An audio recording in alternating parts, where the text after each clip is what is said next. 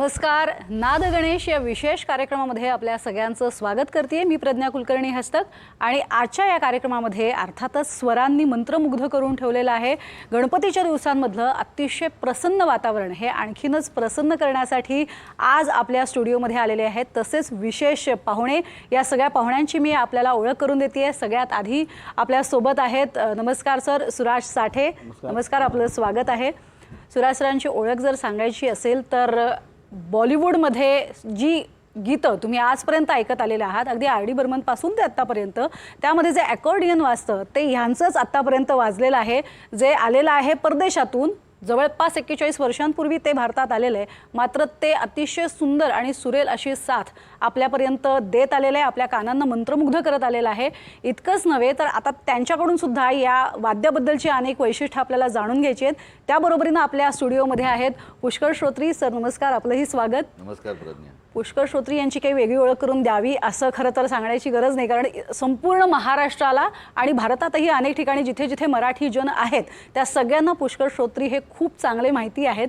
त्यामुळे मी वेगळी ओळख करून देत नाही. तसंच मुग्धा गोडबोले सुद्धा आपल्यासोबत आहेत. मुग्धा, आपलंही स्वागत आहे. नमस्कार. खऱ्या अर्थानं मुग्धा सुद्धा गणपती बाप्पाची पाईक यासाठी, कारण लेखनाचं एक खूप वेगळं अंग त्यांच्यापाशी आहे आणि उत्तम कलाकार तर त्या आहेतच. असे हे 3 कलाकार जे गणपतीचे खऱ्या अर्थानं पाईक आहेत. 14 विद्या 64 कलांचे ते पाईक आहेत. विद्यादानाचं कार्यही ते येत्या काळात करतील अशी आशा आहेत. ते सरही करतच असणार आहेत. पण 64 कलांपैकी काही कलांचे ते खऱ्या अर्थानं पाईक आहेत. सगळ्यात आधी सुराज सर, मी तुमच्याकडे येते की हे 15 ते 16 किलोचं वजन असणारं वाद्य तुमचं, या वाद्याबद्दल सांगा की हे भारतातलं वाद्य मुळात कसं आलं भारतात, आणि ह्या वजनाने असं ऐकलं की तुम्हाला पाठीचा पण त्रास झाला होता, कारण उभं राहून ते वाजवावं लागतं. खरी गोष्ट आहे ती. हे वाद्य मुळात आपलं नाहीच आहे. हे वाद्य म्हणजे मूळ माझ्या माहितीप्रमाणे हे वाद्य, हे आता माझं वाद्य हे मेड इन जर्मनी आहे. बरं. आणि जेव्हा माईक सिस्टीम नव्हती, काहीच नव्हतं, तेव्हा या वाद्याचा शोध लागलेला आहे. म्हणजे माझ्या माहितीप्रमाणे म्हणजे थोडंफार वाचन केलं, 200-250 वर्ष अगोदरपासून हे वाद्य तयार झालेलं आहे, संशोधन केलं तर. जर्मनीनंतर मग इटलीमध्ये निघालं, रशियन निघाले, चायनीज निघाले. चायनाची लागला तर चांगला मेक लागतो, नाही तर समजून घ्या असं. हे मला ह्याने मला चांगली साथ दिली आहे. हे मेड इन जर्मनी आहे. पण 83मध्ये मी हे मॉडेल घेतलेलं आहे माझं. 83पासून आज ताब्यात मी हे वाद्य वाजवतो. ते अमेरिकेमध्ये घेतलेलं आहे. आणि हे वाद्य खूप, ज्याचे अनेक आपण म्हणतो की आपल्याकडे पेटी असते, पण ह्याला म्हणतात पियानो अकॉर्डियन, कारण पियानोसारख्या लांब पट्ट्या आहेत त्याच्या, म्हणून हे पियानो अकॉर्डियन. आणि आम्ही डाव्या हाताने जो आमचं बास बटन्स आहेत त्याने आम्ही ठेका देतो. म्हणजे गाण्याचा जो ताल असेल तो, आता मगाशी वाजवला मी, गाण्याच्या तालीप्रमाणे आम्ही कॉर्ड बदलतो.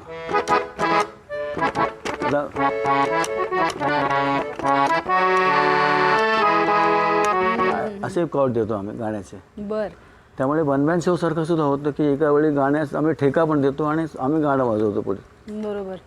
पण ह्या वाद्यांनी आर डी बर्मनपासून, लताताईंपासून, आशाताईंपासून अशा अनेकांना, दिग्गजांना पाहिलेलं आहे.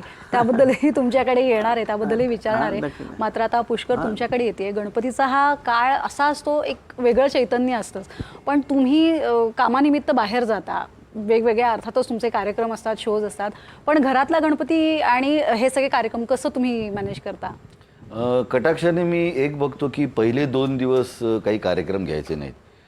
सो आमच्या घरी 1.5 दिवसांचा गणपती असतो. त्यामुळे लहानपणी माझ्या काकांकडे 1.5 दिवसाचा गणपती आणि माझ्या आजोळी म्हणजे आईच्या माहेरी तिकडे 5 दिवसांचा गणपती. त्यामुळे 1.5 दिवसांचा गणपती झाल्यानंतर मी कॉलेजमध्ये असल्यापासून एकांकिकांचे प्रयोग करतोय. सो आम्ही उरलेले 7 दिवस आमचे सातत्याने प्रयोग असायचे वेगवेगळ्या ठिकाणी. आणि मग प्रयोग संपवून मग मी आजीकडे जायचो, म्हणजे आईच्या माहेरी जायचो. तिथे गणपती विसर्जनाच्या आदल्या दिवशी काकड आरती असेल, त्यानंतर सगळी भजनं असतील किंवा लोक जमणार असतील, पाहुणे येणार असतील, तर कार्यक्रम आटपून तिकडे जाणं आणि मग त्या सगळ्यांची गाठ घेणं, त्यांच्याशी गप्पा मारणं, रात्रभर जागणं, पहाटे उठून काकड आरती करणं. पण मी पहिले 2 दिवस तरी शक्यतो कार्यक्रम घेत नाही आणि ते मी कटाक्षाने पाळत आलेलो आहे. की लेखन ही जी कला आहे ही की अशी सांगून किंवा शिकवून येणारी नाही आहे, ती मुळात असावी ही लागते. यासाठी कुठले पेशंट म्हणजे आता एक कानसेन आणि तानसेन जसं आपण म्हणतो तसे कानसेन असणं खूप गरजेचं आहे. ते कानसेन सध्या खूप 30 सेकंदात ते संपतो, त्यांची क्षमता संपून जाते ऐकण्याची. यावरती थोडंसं काही मार्गदर्शन करू शकणार का? मार्गदर्शन असं नाही प्रज्ञा, पण वाचन मुळात चांगलं असणं गरजेचं आहे.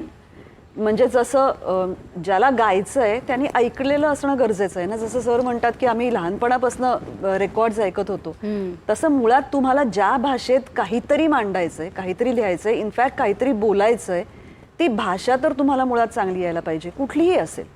पण मला अत्यंत अभिमान आहे की मला मराठी भाषेत मी शिकले, मला मराठी भाषेचे माझ्यावर संस्कार आहेत, मी मराठी भाषेतलं साहित्य बऱ्याच प्रमाणात वाचू शकले. त्यामुळे आज मराठी भाषा लिहिताना मला भीती वाटत नाही. बरोबर. त्यात शेवटी विचार तुम्ही काय पद्धतीने मांडता ते प्रत्येकाचे असतात आणि ते जितके तुम्ही प्रामाणिकपणे मांडाल तितके ते चांगलेच वाटतात असं मला वाटतं. खरंय. हा विषय तुमचा नाही, हे तुझ्या वयाचं नाही असं मला कधी कोणी म्हणालं नाही. जे समोर असेल ते, म्हणजे मी बरेचदा गमतीत म्हणते की भेळ संपल्यानंतर बाजूला करून उरलेला कागदावरचं सुद्धा मी वाचायचं. इतकं आम्ही वाचायचो. किंवा डॉक्टरांकडे अर्धा तास लवकर जायचं कारण त्यांच्या रॅकमध्ये जी मॅगझिन्स असायची ती वाचायची असायची. हे वाचनाचं वेडच होतं तेव्हा, कारण तेव्हा अर्थात बाकी काही डिस्ट्रॅक्शन्स नव्हती, मोबाईल फोन हातात नव्हता. तर ह्या टेलिव्हिजनवरती एकच चॅनल दिसायचं. सगळे आमच्या नाटकातली वाक्य हळूहळू आम्ही बोलायला आणि लागलो. क्षितिज पटवर्धनने आजीबाई जोरात लिहित असताना किंवा ते आम्ही नाटक सादर करत असताना काही गोष्टी कटाक्षाने अगदी छान पद्धतीने कोणाला प्रीचिंग करून किंवा कोणाला हे असंच आहे वगैरे असा अभिनिवेश काही न घेता त्यांनी एक सांगितलं की मराठी बोला, मराठी वाचा, मराठी ऐका, हे तर आहेच, हे तर प्रत्येकाने केलंच पाहिजे. पण त्यामध्ये मराठीच्या पण इतर बोली भाषा आहेत, त्या सगळ्यांचा इतका छान आदर करतात. 14 बोली भाषा मराठीच्या निमित्ताने तुम्हाला बोलायला ऐकायला मिळतात. त्या सगळ्या मराठीच भाषेत गणल्या जातात. सो तसंच ते त्याच्याकडे बघितलं पाहिजे. गावठी बोलणं म्हणजे वाईट नाही, हे अत्यंत महत्वाचं वाक्य आमच्या नाटकातलं आहे. अधोरेखित करणार. आणि प्रत्येकाच्या आईचं नाव जसं वेगळं तशी प्रत्येकाची बोली भाषा वेगळी, हे आजीबाई जोरात मधलं अत्यंत, आणि ते लोकांपर्यंत इतक्या सहज पद्धतीने जातं. हेच सांगण्याचा प्रयत्न आहे की आपली मातृभाषा मराठी आहे, मराठीत बोला, मराठी ऐका, मराठी वाचा, हे कराच. त्यासाठी आधी मराठी शिका. मराठी शिका, मराठी बोला, घरी मुलांची मराठीत बोला. कारण आणि हा अभ्यास आहे अगं की तुम्ही इनफॅक्ट लहानपणी मुलांना जितक्या वेगळ्या वेगळ्या भाषा शिकवाल तितकी ती मुलं लवकर भाषा शिकतात. मग जर आपण बाकीच्या भाषा मुलांना शिकवतो आहोत तर आपली घरात बोलली जाणारी भाषा का नाही शिकवत? हल्ली घरोघरी पालक सुद्धा मुलांशी इंग्रजीमध्ये बोलतात आणि त्यात त्यांना मोठेपणा वाटतो. तर ह्याचं काही कारण गरज नाही. ऐकलंय सी काऊ, सी काऊ, सी काऊ काय? खूप सुंदर विषय घेऊन हे नाटक होतं. म्हणजे असं म्हणतात ना की आपल्याला एक शेपूट होतं, ते वापरात नाही म्हटलं तर गळून पडलं. मराठी जर आपण वापरली नाही तर काय होईल, तुम्हीच विचार करा. पण मी तुला पण ऐकलंय प्रज्ञा, तू खूप छान मराठी बोलते. धन्यवाद. आणि कटाक्षाने मराठी शब्द बोलण्याकडे तुझा कल असतो, हे खूप आवडलंय मला. शक्यतो जास्तीत जास्त मराठी बोलण्याचा प्रयत्न असतो. याच मुद्द्यावरती आपण छान एखादं मराठी गाणं घेऊयात.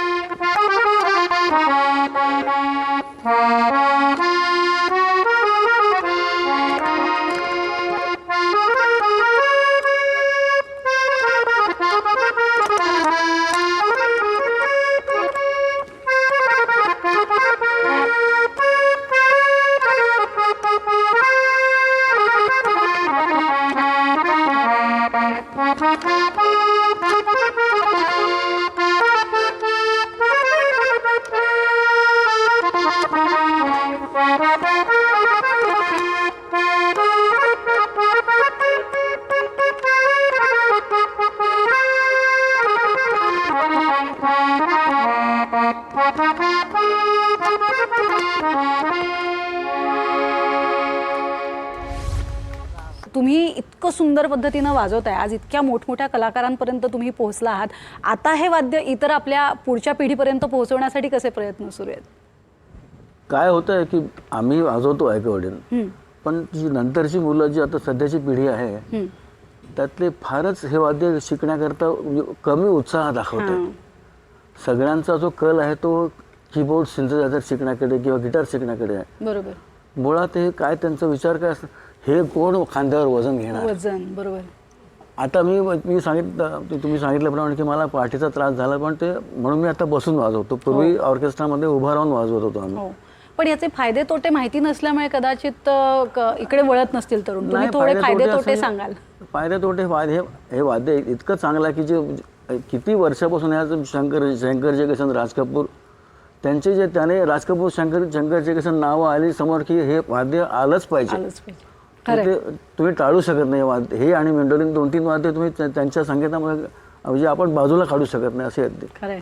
पण तुम्ही पटकन स्वर बदलता, पटकन महिला पुरुष हा जो तुम्ही ते दाखवावंच लागतं की जेव्हा डिबेट असतं तेव्हा दाखवावं लागतं की आता मध्येच अनुराधा पौडवाल एक ओळ गायली, परत लगेच वसंतराव येतात. जो कोणी डिबेटमध्ये गायक असेल तो फरक दाखवावा लागतो. किंवा एखादं सोलो गायक असेल तर प्रश्न येत नाही.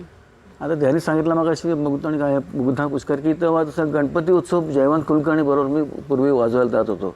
जयवंत कुलकर्णी यांचे पार्लेकरच होते.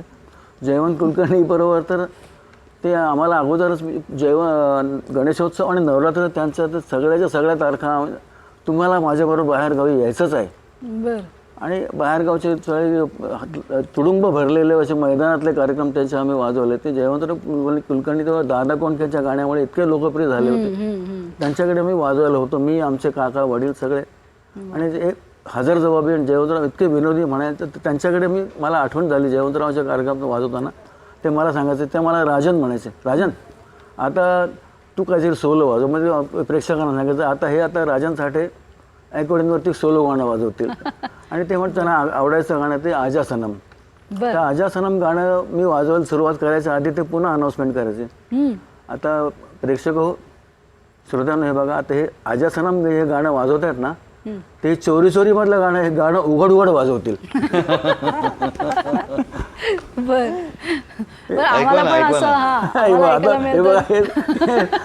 आम्हाला पण उघडपणे ऐकायला आवडेल, संपूर्ण महाराष्ट्र ऐकेल. आता ठीक आहे, तू थोडीशी झलक दाखवतो. हल्ली झलक तो जमाना जास्ती आला. झलकचा जमाना आहे. झलक किंवा आता आपण म्हणतो मेडली गाणी मोडली त्याची मेडली असं अर्धवट करून ती दाखवायची. आणि हल्ली तर आणखीचा प्रकार जो आलाय तो जो काय पुढचा प्रकार आम्हाला ऐकवत पण नाही असे ते रिमिक्स नाही कुठल्या आणखीचे नवीन नवीन काय आहेत ते काय सारा शब्द बनवून कधी कधी एकत्र करून गात आहेत गाणी.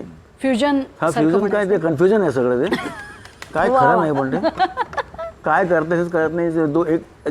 ह्याच्या आरजे मध्ये डीजे मध्ये जे आलाय प्रकार, डीजे मध्ये ते एक हे लावलं गाणं परत दुसरा म्युझिक तिकडे जोडलं, कुठून तिकडलं इकडे झालं ते तो प्रश्नच वेगळा आहे. तो मुद्दा वेगळाच आहे. पण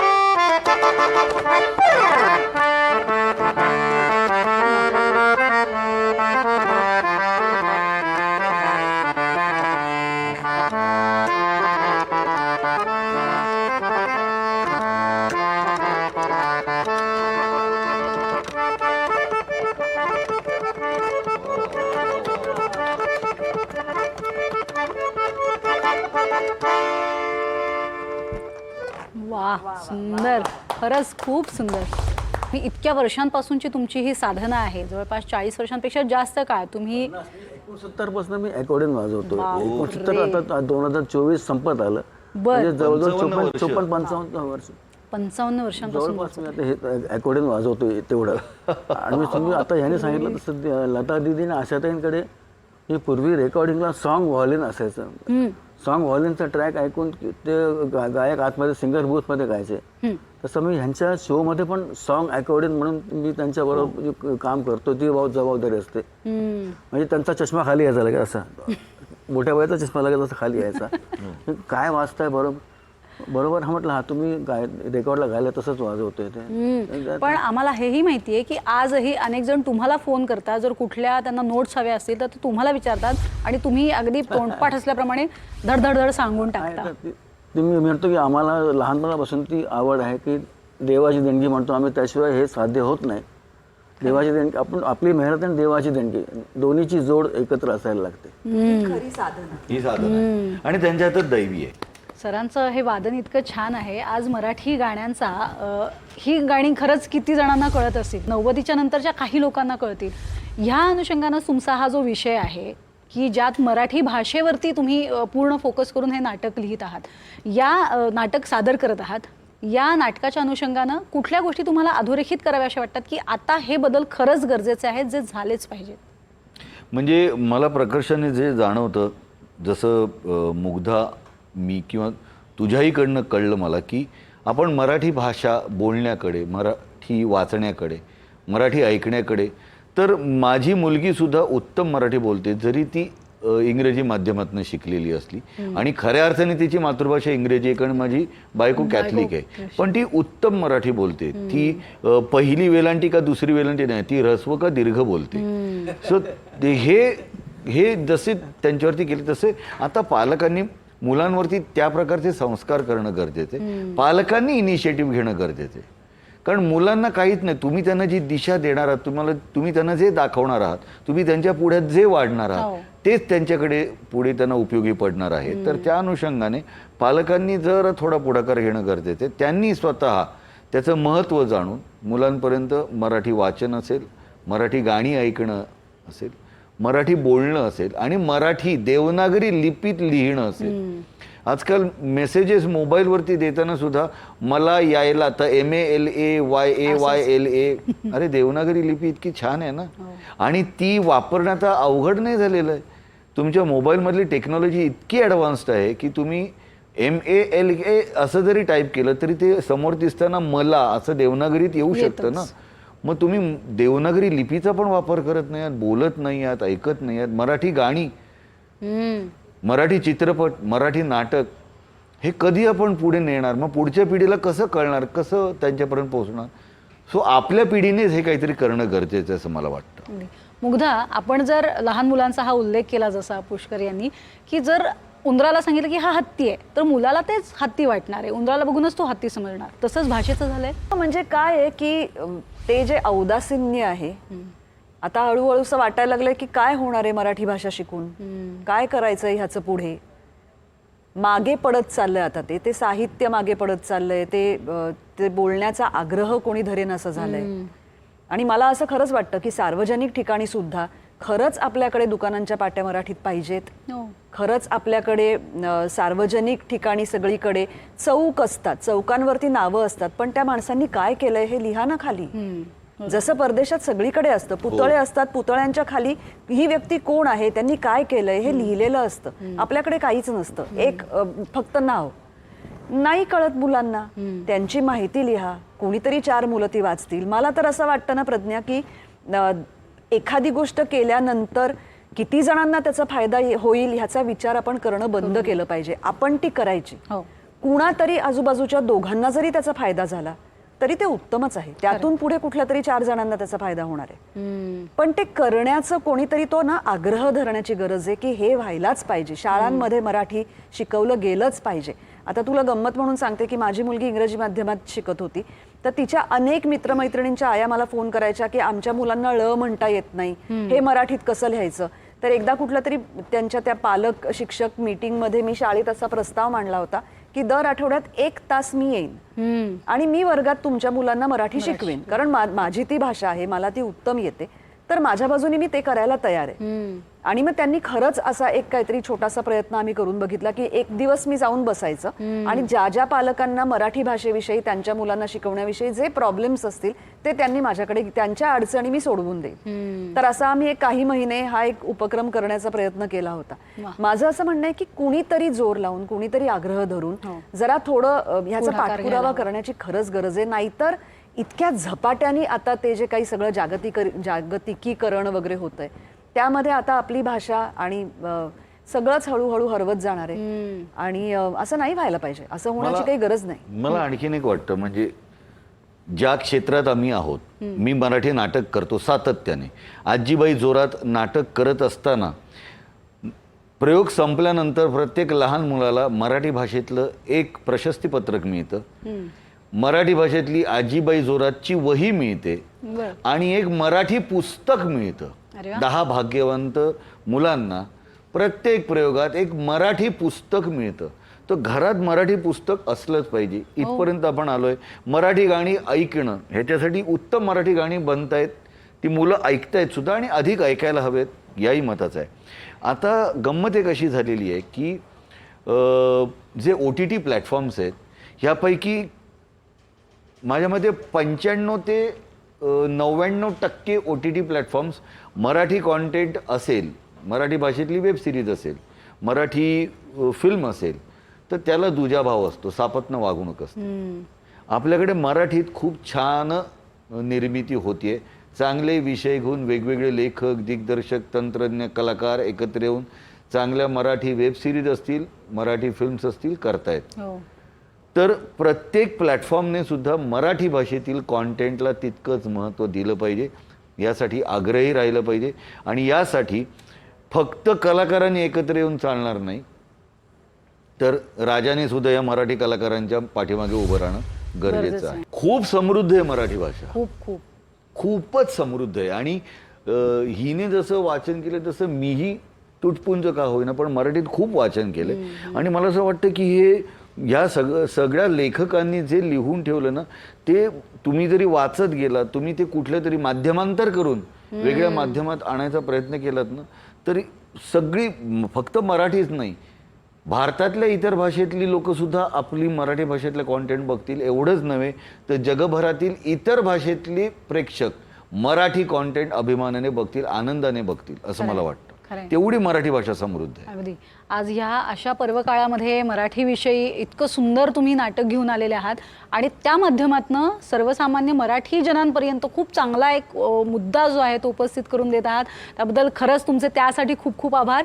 आणि एवढ्या सगळ्या तुमच्या व्यस्त पूर्ण कार्यक्रमात तुम्ही वेळ काढला त्याबद्दलही आपल्या दोघांचे खूप खूप आभार. आणि सर, खरं तर तुम्ही इतक्या वर्षांपासून ही सेवा देताय, लोकांपर्यंत इतकं सुंदर पोहोचत आहात.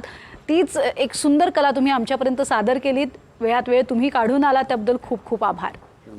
आणि NDTV मराठीने अशा प्रकारच्या उपक्रमांना प्राधान्य दिले, मराठी कलाकारांनी इथे आमंत्रित केले, हे आमच्यासाठी सुद्धा खूप आनंदाचा, अभिमानाचं आहे. तर वारंवार ह्या निमित्ताने NDTV मराठीच्या सर्व प्रेक्षकांना भेटायला, त्यांच्याशी गप्पा मारायला आम्हाला सगळ्यांना खूप आवडेल. वा, नक्की, आम्हालाही खूप आवडेल. आम्ही तुम्हाला नक्की सगळ्यांना पुन्हा एकदा बोलवू. खरंच खूप खूप मनापासून आपल्या तिघांचे आभार. नाद गणेश या विशेष कार्यक्रमामध्ये तुर्तास आपण इथेच थांबतोय. नमस्कार.